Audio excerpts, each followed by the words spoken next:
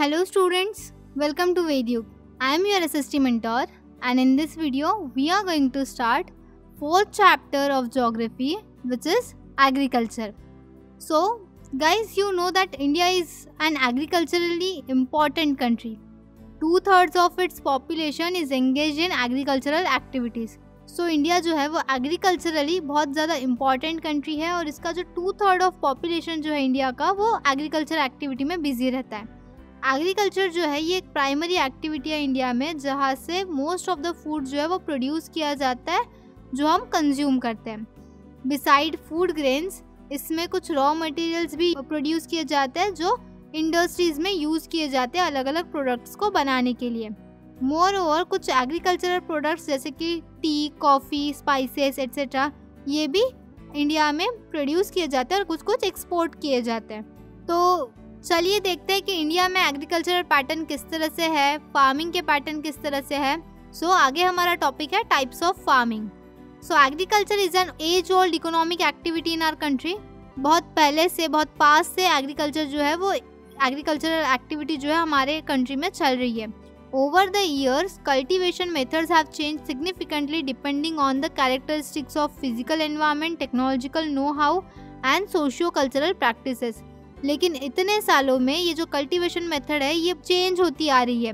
बहुत बार physical environment change होता है जिसकी वजह से एग्रीकल्चरल प्रैक्टिसेस चेंज हो जाती है। देन टेक्नोलॉजी जो आ गई है, जो लोगों को टेक्नोलॉजी पता है वो उसका यूज़ करके एग्रीकल्चर करते हैं, जिनको नहीं पता वो उन्हीं पुराने तरीके से करते हैं। देन सोशियो कल्चरल प्रैक्टिसेस जो है ये सारी चीज़ों पे डिपेंड जो है चेंजेस हम देख रहे हैं कि इस सारी चीज़ों की वजह से चेंजेस आ रहे हैं कल्टीवेशन के पैटर्न में।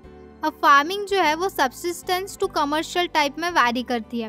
अब एट प्रेजेंट इंडिया के डिफरेंट पार्ट्स में अलग अलग फार्मिंग सिस्टम किए जाते हैं।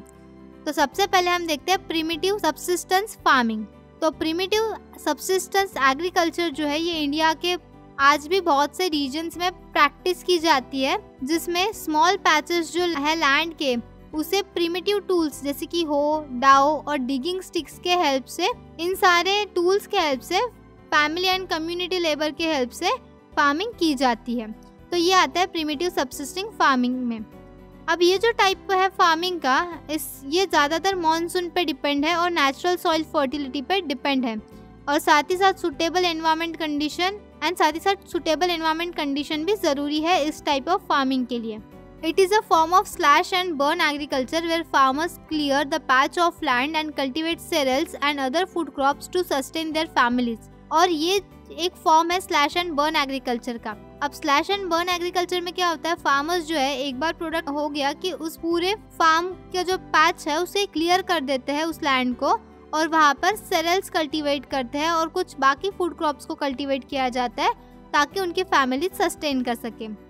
When the soil fertility decreases, farmers shift to a new patch of land and clear it for cultivation. और जब उस सॉइल की फर्टिलिटी डिक्रीज हो जाती है तो फार्मर्स क्या करते हैं, न्यू पैच की तरफ शिफ्ट हो जाते हैं लैंड के और उसे कल्टीवेशन के लिए क्लियर किया जाता है।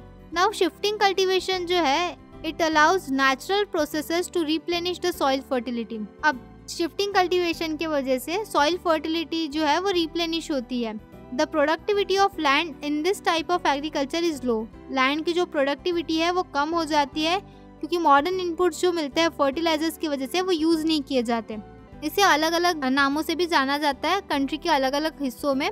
कहीं पे इसे जूमिंग कल्टीवेशन कहा जाता है। नॉर्थ ईस्टर्न स्टेट जैसे कि आसाम, मेघालय, मिजोरम एंड नागालैंड में आप इसे जूमिंग कल्टीवेशन कहोगे। देन वही मणिपुर में इसे पामलू कहते हैं। बस्तर डिस्ट्रिक्ट ऑफ छत्तीसगढ़ में इसे दीपा कहते हैं एंड अंडमान निकोबार आइलैंड में भी इसे दीपा कहा जाता है। तो ये फार्मिंग की मेथड है, सो इसे अलग अलग नाम दिए जाते हैं अलग अलग जगह पे। तो चलिए देखते हैं ये जूमिंग कल्टीवेशन क्या है। The slash and burn agriculture is known by various names in different regions. अभी हमने पढ़ा कि स्लैश एंड बर्न को अलग अलग रीजन में अलग अलग नामों से बुलाया जाता है। मेक्सिको एंड सेंट्रल अमेरिका में इसे मिल्पा कहा जाता है। वही वेनेजुएला में इसे कोनुको कहा जाता है। ब्राज़ील में इसे रोका कहा जाता है। सेंट्रल अफ्रीका में मैसोल, इंडोनेशिया में लदांग एंड वियतनाम में इसे रे कहा जाता है। तो इस तरह से अलग अलग कंट्रीज में slash and burn agriculture pattern के अलग अलग नाम हैं। इंडिया में ये जो प्रिमिटिव फॉर्म है कल्टीवेशन का, इसके भी अलग अलग नाम हैं। तो इंडिया में मध्य प्रदेश में इसे बेवार और दहिया कहा जाता है। आंध्र प्रदेश में इसे पोडू और पेंडा कहा जाता है। वहीं उड़ीसा में इसे पामादाबी, कोमान या ब्रिंगा कहा जाता है। वेस्टर्न घाट्स में इसे कुमारी कहते हैं। साउथ ईस्टर्न राजस्थान में इसे वालरे या वॉल्टर कहा जाता है। वहीं हिमालयन बेल्ट में इसे किल कहते हैं। झारखंड में कुरुआ और नॉर्थ ईस्टर्न रीजन में इसे जूमिंग कहा जाता है। तो मैं आपको पहले से बताते आ रही हूँ कि स्लैश एंड बर्न ये जो ओल्डेस्ट एग्रीकल्चरल पैटर्न है, इसे इंडिया में और इंडिया के बाहर अलग अलग देशों में अलग अलग नामों से पुकारा जाता है, अलग अलग नामों से जिसे लोग जानते हैं। अब आगे एक रिंजा नाम की लड़की की स्टोरी आपको बुक में दी है, वो हम यहाँ पे डिस्कस करते हैं। तो रिंजा जो है ये एक यंग गर्ल है जो कि उसके फैमिली के साथ एक छोटे से विलेज में रहती है, दिप्सू नाम के विलेज में, जो कि आसाम में है। वो उसकी फैमिली को ऑब्जर्व करती है कि उसकी फैमिली के मेंबर किस तरह लैंड को क्लियर करते हैं, slash and burn the patch of land cultivation के लिए। देन रिंजा जो है कभी कभी उसके फैमिली को असिस्ट करती है फील्ड इरिगेशन प्रोसेस में, using water from the near by spring which flows through the bamboo canals.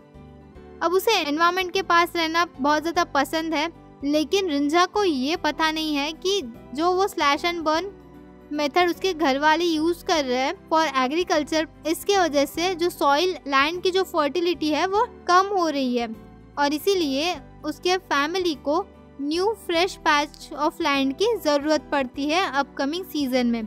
सो इससे हमें क्या पता चलता है कि ये जो स्लैश एंड बर्न मेथड है एग्रीकल्चर की, इससे क्या होता है, फार्मर्स को पैच ऑफ लैंड के लिए नए सीजन में न्यू पैच ऑफ लैंड जो है वो ढूंढनी पड़ती है और साथ ही साथ जो सॉइल की फर्टिलिटी है वो भी कम हो जाती है। तो सॉइल की फर्टिलिटी अगर कम होगी तो वहाँ पे क्रॉप भी नहीं ग्रो होंगे। सो ये सारे रीजंस है स्लैश एंड बर्न एग्रीकल्चर के ड्रॉबैक्स है ये। देन उसके बाद अगर हम देखते हैं intensive subsistence farming. Intensive subsistence farming ये जो टाइप है फार्मिंग का, ये ऐसे एरिया में प्रैक्टिस किया जाता है जहाँ पर पॉपुलेशन प्रेशर ज़्यादा हो ज़मीन पे। It is characterised by labour intensive method where significant amount of biochemical inputs and irrigation are used to achieve higher production। तो यहाँ पर लेबर इंटेंसिव मेथड यूज़ करते हैं और ज़्यादा अमाउंट में बायोकेमिकल्स जो है उसे यूज़ करते हैं एंड इरिगेशन जो है वो यूज़ किया जाता है ताकि हायर प्रोडक्शन हो क्रॉप्स का। Then the practice of right of inheritance has led to the division of land among successive generation. अब ये जो राइट ऑफ इनहेरिटेंस है, मतलब जो हमारे दादाजी की ज़मीन है वो हमारे पापा के पास आ जाती है, पापा की ज़मीन फिर आपके पास आ जाएगी। तो ये जो राइट ऑफ इनहेरिटेंस है जो मतलब पीढ़ियों से चलता आ रहा है कि एक पीढ़ी के बाद वो ज़मीन दूसरे पीढ़ी के पास चली जाएगी और दूसरे पीढ़ी के बाद तीसरे पीढ़ी के पास चली जाएगी। तो इस राइट ऑफ इनहेरिटेंस के वजह से उस लैंड का डिवीजन होता आ रहा है अलग अलग जनरेशन्स के through. As a result the size of land holdings has become uneconomical और इसीलिए जो लैंड का जो साइज है वो अनइकोनॉमिकल बन चुका है। However, due to the absence of alternative sources of livelihood, farmers continue to maximize output from the limited land they possess।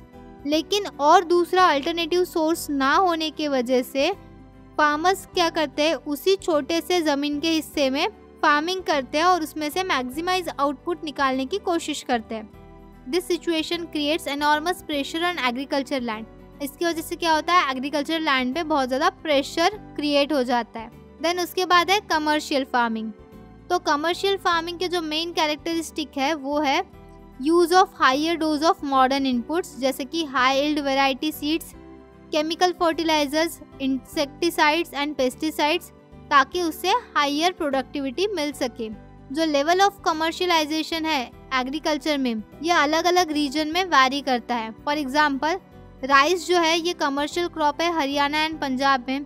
वही उड़ीसा में अगर आप देखोगे तो उड़ीसा में राइस जो है ये प्राइमरीली सब्सिस्टेंस क्रॉप है।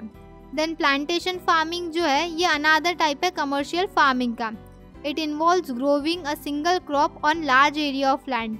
तो प्लांटेशन फार्मिंग में क्या होता है कि एक बड़े एरिया में एक ही टाइप का क्रॉप जो है उसे ग्रो किया जाता है। Then plantation have elements of both agriculture and industry. Plantation में दोनों एलिमेंट्स रहते हैं, एक एग्रीकल्चर भी हो जाता है और दूसरा इंडस्ट्री के लिए रॉ मटेरियल भी मिल जाता है।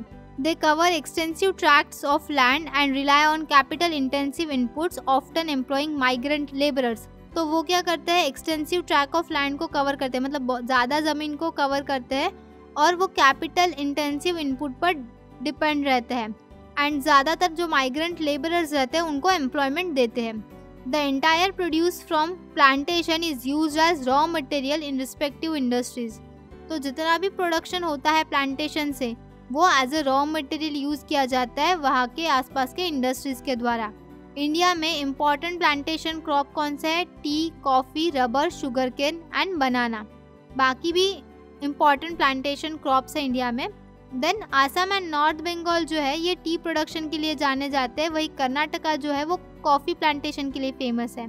Since the production from plantation is primarily for the market, the development of well connected network of transportation and communication is crucial, linking plantation areas, processing industries and market. Meaning what कि अभी production जो है plantation से जो भी production होता है वो ज़्यादातर मार्केट में जाता है फैक्ट्रीज के लिए एज अ रॉ मटेरियल, और इसीलिए मोड ऑफ ट्रांसपोर्टेशन जो है, नेटवर्क ऑफ ट्रांसपोर्टेशन जो कि जो प्लांटेशन लैंड है और जो फैक्ट्री है उसे कनेक्ट कर सके, ये बहुत ज़्यादा ज़रूरी है. अब इसके बाद हमारा नेक्स्ट टॉपिक है cropping pattern. The physical diversities and cultural plurality of India are reflected in agricultural practices and cropping pattern. तो जो फिजिकल डाइवर्सिटीज़ है इंडिया की और जो कल्चरल प्लूरलिटी है इंडिया में, अलग अलग कल्चर है इंडिया में, फिजिकल डाइवर्सिटीज़ है, इसकी वजह से आप हर जगह अलग अलग एग्रीकल्चरल प्रैक्टिसेस देखोगे, हर जगह क्रॉपिंग का पैटर्न जो है वो भी अलग अलग मिलेगा. The country grows various types of crop जिसमें fibre crops, vegetables and fruit, spices and condiments आते हैं. इंडिया में 3 मेन क्रॉपिंग सीजन्स है, रबी, खरीफ एंड ज़ैद. अब रबी क्रॉप जो है वो विंटर में सोन किए जाते हैं, मतलब ये रबी क्रॉप जो है उन्हें विंटर में सोन किया जाता है अक्टूबर से दिसंबर तक, और वो हार्वेस्ट किए जाते हैं अप्रैल से जून के बीच में, मतलब समर में. देन इम्पॉर्टेंट रबी क्रॉप्स में कौन कौन आता है? Wheat, barley, peas, gram and mustard. Northern and north western states जो है जैसे कि पंजाब, हरियाणा, हिमाचल प्रदेश, जम्मू एंड कश्मीर, उत्तराखंड एंड उत्तर प्रदेश, ये ज़्यादातर वीट और बाकी रबी क्रॉप्स का प्रोडक्शन करते हैं. The availability of precipitation during winter months due to western temperature cyclones contribute to the success of these crops. और जो precipitation available है इस एरिया में, ये जो northern and north western states में, और जो प्रॉपर सुटेबल टेम्परेचर जो चाहिए इन क्रॉप को वो भी इस एरिया में मिलता है, और इसीलिए इन एरिया में रबी क्रॉप्स जो है वो इजीली ग्रो हो पाते हैं और अच्छी सक्सेस भी मिलती है उससे. The Green Revolution in Punjab, Haryana, Western Uttar Pradesh and parts of Rajasthan has played a crucial role in the growth of rabi crop. तो जो ग्रीन रिवॉल्यूशन हुआ पंजाब, हरियाणा, वेस्टर्न उत्तर प्रदेश में, राजस्थान के कुछ पार्ट में, इसके वजह से रबी क्रॉप्स जो है उनमें बहुत ज़्यादा ग्रोथ आई है. Kharif crops are grown with the onset of monsoon in various part of country and are harvested in सितंबर-अक्टूबर. खरीफ क्रॉप्स जो है वो मॉनसून के स्टार्टिंग में ग्रो किए जाते हैं अलग अलग पार्ट में कंट्री के, और वो सितंबर-अक्टूबर में हार्वेस्ट किए जाते हैं.